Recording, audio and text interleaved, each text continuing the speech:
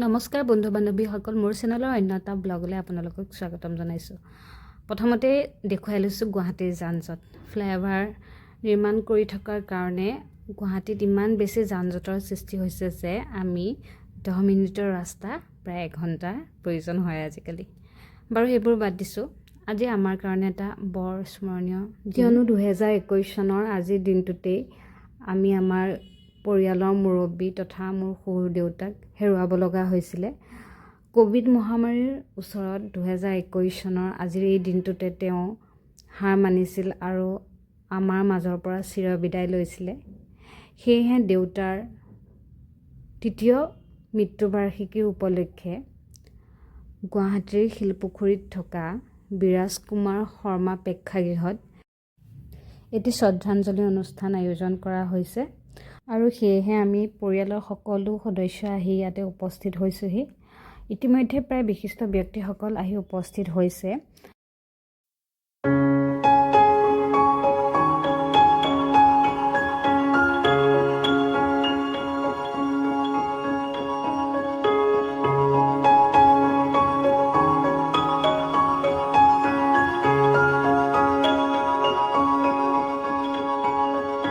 আৰু এয়া দেউতাক শ্ৰদ্ধাঞ্জলি জনাবৰ বাবে বিপ্লৱ আগুৱাই গৈছে আৰু লগতে বিশিষ্ট ব্যক্তিসকলে দেউতাক ইমান সন্মান দিয়াৰ বাবে আপোনালোকলৈ বহুত বেছি ধন্যবাদ জনাইছোঁ।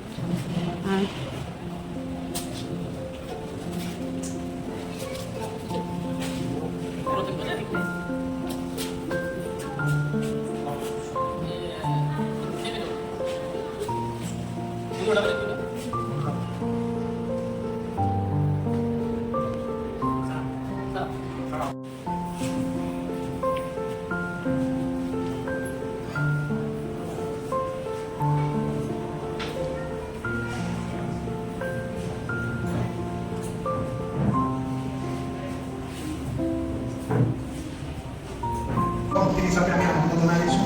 আমাৰ বিজ্ঞানী সভাৰ অধ্যক্ষ মৌচুমী দেৱক তেখেতৰ মঞ্চখন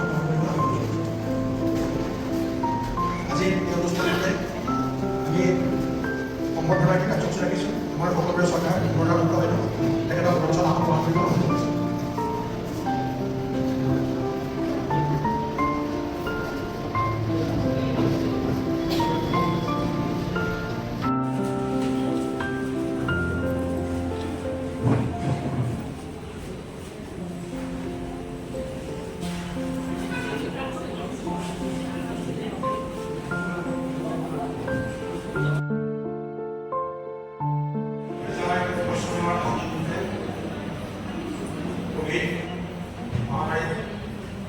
আমাৰ মাজৰ পৰা চিৰদিনলৈ প্ৰত্যেক বছৰে এই চাৰিটি অনুষ্ঠানে আজি দিনটোত তেখেতক স্মৃতি স্মৰণ কৰোঁ।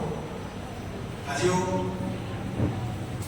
এই দিনটো আহি উপস্থিত হৈছে 30 নৱেম্বৰ।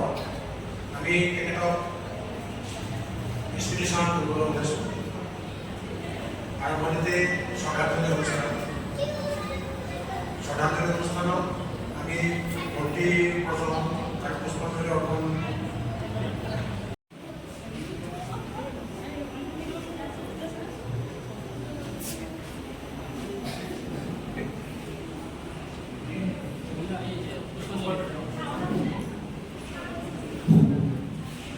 ইতিমধ্যে আমাৰ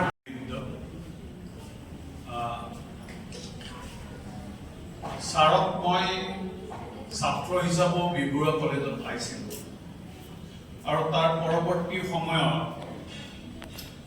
আমাৰ দলক ভাৰতীয় জনতা পাৰ্টীৰ দলতো মই ছাৰক খুব ওচৰৰ পৰাই পাইছিলোঁ।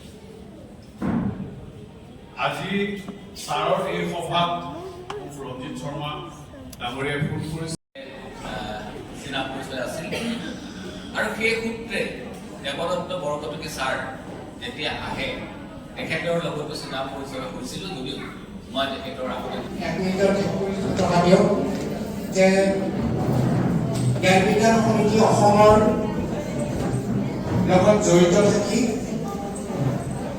এই জন্ম লগ্নৰে পৰা নিজৰে বুলি বান্ধৈ পালিবা নিজৰে বুলি এটা এডাল গছ কাটিলে যতনাই লগাবা নহৈ দৱতী পুলি গছৰে পুলি নিজৰে পুলি বান্ধৈ পাৰিবা নিজৰে